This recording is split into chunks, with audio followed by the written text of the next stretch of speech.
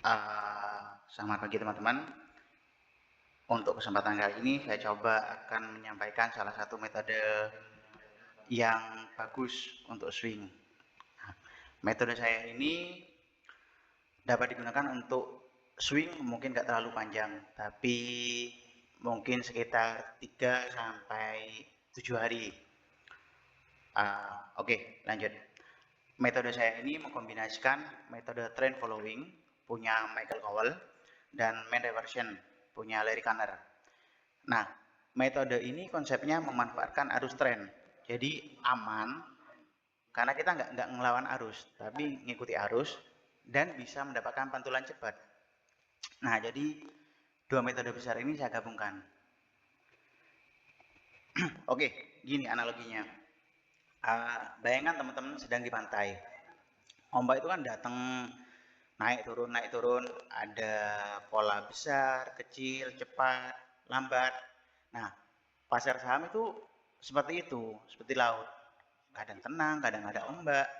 Nah, tugas trader itu adalah ikut arus yang benar. Jadi mana arus yang benar, jangan melawan. Kalau seandainya arusnya naik, kita ikut naik, kita aman. Nah, tapi kalau arusnya naik, kita malah turun, nggak bisa. Terus atau arus turun, misalkan downtrend, kita ikut ngarepkan naik, kapan naiknya? Kan itu analogi saya tuh kurang pas kayak gitu. Jadi mending kita ambil yang amannya aja. Nah, itu yang metode trend following. Sedangkan mean reversion itu, jadi gini, harga saham itu jarang jalan lurus terus. Kalau dia naiknya terlalu jauh, dia nanti akan cenderung turun mendekati rata-rata, min. Kalau seandainya turun, dia nggak akan turun terlalu jauh. Dia bakal mantul naik mendekati rata-rata juga. Jadi artinya pasar itu suka kebalik ke tengah. Nggak berlebihan ke satu sisi, baik naik ataupun turun. Nah, kita masuk di sana, di tengahnya. Kita masuk di tengah, di arus yang uptrend. Nah, yang pertama, caranya kita pilih gelombang yang sedang naik, uptrend. Nah, kalau analoginya gini, kalau Anda mau berselancar, yang Anda pilih ombak yang naik apa turun? Pasti yang naik kan? Nah, kayak saham juga, kita ikut yang lagi naik, jangan ngelawan arus. Seandainya, contoh BBRI, oh ini murah, lagi downtrend, beli, lagi diskon, jangan. Soalnya kita nggak tahu kapan dia bakal balik. Jadi mending ikut yang lagi uptrend. Nah, itu jauh lebih aman kalau menurut saya. Jadi jangan milih diskon, ngapain ambil yang posisi lagi jelek. Mending ikut yang lagi bagus. Nah, tandanya kalau emitennya uptrend, gampangnya itu candlenya selalu di atas MA20. Kita pakai time frame one day. Jadi beda-beda, ada macam-macam time frame. Kalau untuk swing bisa kita pilih yang one day. Nah, itu artinya ombaknya sedang kuat.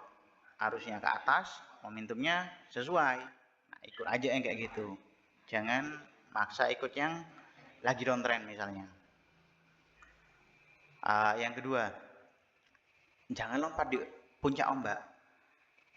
Biasanya banyak teman-teman yang baru mulai di market, lihat harganya udah tinggi, FOMO, FOMO kita takut ketinggalan. Misal, uh, dia arah hari ini, besok arah lagi. Contoh dada, hajar kanan aja di arah. Nah, ini resiko. Kalau seandainya dia udah terlalu jauh dari MA20, dari mainnya dia bakal turun. Nah, nanti kalian lompat di atas, resikonya besar karena terlalu jauh sama rata-rata. Nanti jadinya belakang-belakang, bang ini naik enggak bang? Kapan naik lagi bang? Bandaranya jahat gitu. Nah, bukan bandara yang jahat. Kita yang salah masuknya di mana. Nah, cara yang benar, teman-teman tunggu saat ombaknya koreksi sedikit. Jadi saat airnya agak surut, tapi arusnya masih ke atas, teman-teman masuk di situ. Kayak gitu. Jadi seandainya pun ada kondisi nggak terduga, itu dia harus turun downtrend, teman-teman kan lossnya nggak besar. Bayangkan minnya di 100, lompat di BB atas itu 150. Nah, ke 100 berapa dia minusnya? Dalam kan? Beda dengan kita lompat mendekati MA20. Seandainya MA20-nya 100, minnya itu 102. Seandainya ada apa-apa, cut loss di 98 jadi 4 per 100 itu nggak jauh. Jadi nggak akan teriak-teriak, bang, bandarnya jahat bang, kamu dinaikin. Enggak, kayak gitu ya. uh, Cari yang sudah kelebihan arah. Kalau udah naik kenceng banget, jauh dari MA20, nah itu artinya ayunannya udah tinggi banget. Kalau seandainya dia bayangkan gini, teman-teman seandainya naik ayunan di taman ya, kalau didorong terlalu kenceng, apa bakal nyampe ke langit? Enggak kan? Tapi suatu saat teman-teman bakal balik ke tengah. Nah kayak gitu, kita ambil yang kayak gitu. Sebentar lagi dia bakal mulai turun balik ke tengah. Atau seandainya udah terlalu jauh turunnya, nah dia bakal mental ke atas. Nah, teman-teman milih di situ. Makanya itu pentingnya MA20. Jadi jangan FOMO lagi. Seandainya pun FOMO, masuk itu dikit aja di atas. Mungkin 20%, kayak gitu. Nanti di bawah masuk lagi dekat MA20. Seandainya ada apa-apa, itu cut loss-nya nggak besar. Nah, cara yang ketiga, selama arusnya masih naik, teman-teman bisa tetap pegang emitennya. Selama dia di atas MA20, artinya kan dia tetap uptrend. Teman-teman bisa terus pegang itu emitennya. Nah, yang kedua, kalau dia mulai turun ke bawah MA20, jadi dia mulai downtrend, hitungnya kan MA20. Nah, teman-teman sudah siap-siap. Ini mau out apa enggak, kayak gitu. Nah, nanti saya jelaskan juga, nanti ada cara kita bisa TP di mana, jadi antara hold atau TP. Nah ini, kalau sudah mendekati BB atas itu Bollinger Band. Teman-teman bisa Bollinger Band. Nah, teman-teman bisa TP di sana. Seperti yang kayak tadi saya bilang, seandainya bola ayunan itu naik terlalu tinggi, dia pasti balik ke tengah. Batasnya itu BB. Nah, BB atas itu artinya overbought. Sudah terlalu banyak, sudah terlalu tinggi. Jadi di situ kita bisa TP di situ dulu. Biasanya dia bakal turun di sana. Nah, teman-teman bisa TP di sana, bisa sebagian, bisa all. Nanti masuk lagi, tunggu gelombang berikutnya. Bisa masuk lagi mendekati MA20, bisa kayak gitu. Tapi kalau takut dia terus naik, ya udah TP parsial dulu, amankan cuannya dulu. Jadi patokan atasnya di BB atas. Nah, seandainya teman-teman terlambat, udah dalam ya, jadi baru masuk DMA20 ternyata turun dulu.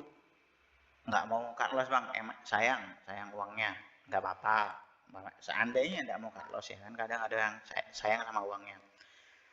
Teman-teman bisa menempatkan perahunya di support atau MA20.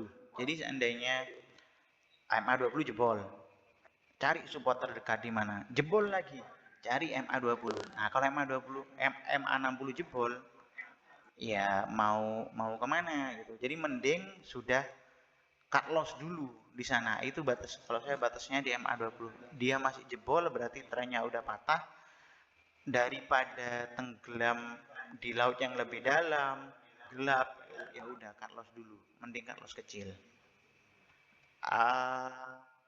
Trading swing itu seperti berselancar di pasar saham.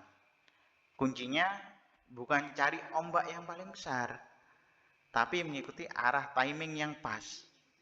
Jadi jangan FOMO gitu. Teman-teman harus tahu kapan lompat, waktu keluar dari sana BB atas, nah kapan masuk. Jadi jangan dibalik. Biasanya teman-teman retail tuh kebalik. Masuknya di BB atas, kalosnya di MA20. Nah ini kebalik. Jadi harus psikologisnya harus siap juga. ini contohnya. Ringkasannya, kalau kondisi harga di atas MA20 dan volume meningkat, itu artinya uptrend, boleh entry saat koreksi. Nah, seandainya dekat MA20, RSI-nya 40 sampai 50, itu potensi pantulan, entry-nya pelan-pelan. Kalau seandainya break MA20 yang bawah plus volume tinggi, itu trennya mulai melemah. Jadi di sini teman-teman bisa mulai cut loss atau wait and see dulu. Seandainya tidak mau cut loss, tunggu support terdekat. Support terdekat jebol MA60. MA60 jebol ya gimana, masa mau berharap sama doa. Kita kan harus realistis, berdoa penting tapi harus realistis juga.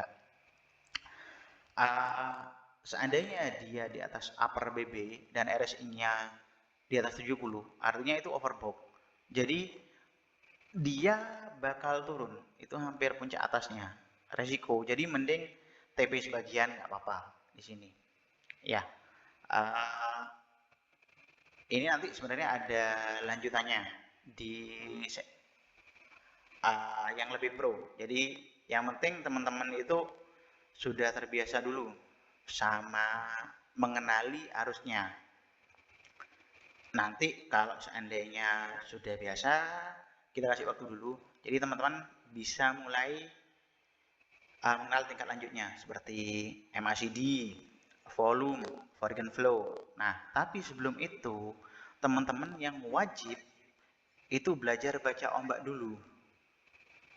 Kayak gini, posisi uptrend masuk di mana, BB atas dan kayak gitu. Jadi setelah itu nanti ada yang level pro, kita lanjutkan selanjutnya. Trader swing itu yang paling sering tenggelam di pasar bukan karena badai, tapi karena salah baca arah air. Contohnya saya bilang pelan-pelan tadi BBRI, BBCA, dia lagi downtrend, kita nekat beli, berharap naik, nggak tahu kapan naik. Jangan kayak gitu. Atau seandainya emiten sudah naik terlalu tinggi, kita nekat beli di BB atas, ini resiko. Lebih besar risknya daripada rewardnya. Jadi kalau saya mending skip aja. Ini contoh emiten yang cocok, salah satu contohnya ya, buat swing, contohnya energi. Nah, kalau kita lihat energi, nah seperti ini energi itu posisinya dia lagi uptrend, jadi kita bisa ikut trend following. Teman-teman lihat di sini, mulai April dia selalu di atas MA20. Nah, ini trend following, jadi kita ngikut arus saja. Ini jauh lebih aman. Ketika kita masuk di sini di MA20, dia selalu mean reversion.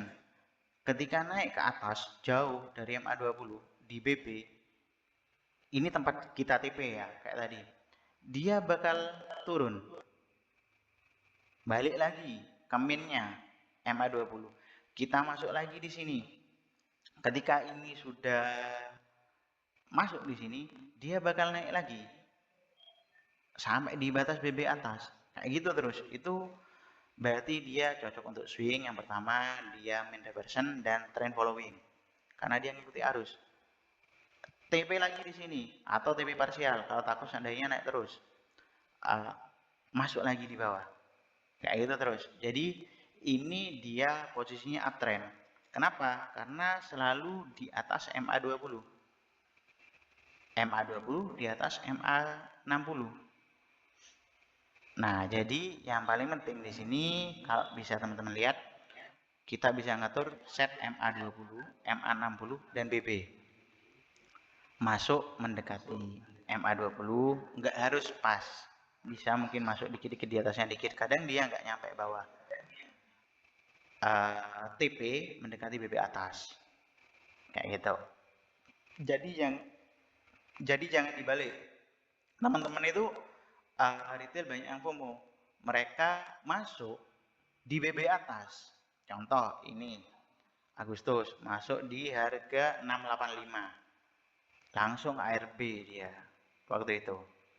Seandainya teman-teman masuk di sini, ini ARB, terus turun lagi, biasanya kan gap down habis ARB. Ini minus berapa persen? Bisa sampai 20%. Mental itu rusak. Iya kalau dia balik lagi ke atas, kalau enggak, nah kayak gitu. Jadi biasanya teman-teman bakal cut loss atau sudah nggak punya dana atau apa habis di sana. Tapi coba dibalik, seandainya teman-teman masuk di MA20, seandainya dia jebol pun teman-teman nggak akan cut loss dalam. Jadi nggak apa-apa lah cut loss 2 atau 3%. Itu potensi risknya itu jauh lebih kecil. Mentalnya juga lebih terjaga. Karena itu lebih baik masuk di MA20. BB atas jangan jadiin tempat entry, tapi itu tempat TP. Teman-teman rata-rata kebalik. Beberapa grup berbayar juga saya kadang lihat dia manfaatkan BB atas, berharap besoknya ada FOMO, jadi naik mungkin 2%, TP di sana. Masalahnya TP 2%, cut loss-nya bisa 20%. Risk and reward itu yang normal, risknya 1, rewardnya 2. Bukan 1 dibanding 10, risknya 10, rewardnya 1. Ini nggak setara, nggak bagus. Ya gitu. Ini bisa swing pendek, masuk MA20, TPBB, kayak gitu. Nah, yang kedua, ini kita kan ngikuti arus, kita ambil yang lagi naik. Jangan dibalik kayak BBRI maunya ini fundamentalnya bagus, nggak apa-apa. Yang belajar fundamental nggak apa-apa, bukan saya yang menyalahkan. Cuma kan lagi diskon, sampai kapan? Kita kan nggak tahu.